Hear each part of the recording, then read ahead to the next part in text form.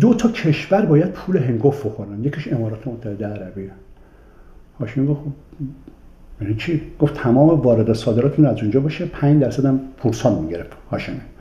برای همین عربا دوستش داشتن، عربستان. هاشمی مردی است که میشه باید حرف زد باش. عربستان قبلی و امارات متحده. هاشمی گفت چیکار کنیم؟ گفت شما ناراحت نباش، ما به آمریکا میگیم یا کشورها شما تحریم میکنیم. هیچ شما تحریم میکنیم، شما جنس در بیرون میارید از بجای که مستقیم بیاد اقتصاد کشورتون شکوفا شه، به قول خودمون از بیرون میاد، از امارات میاد.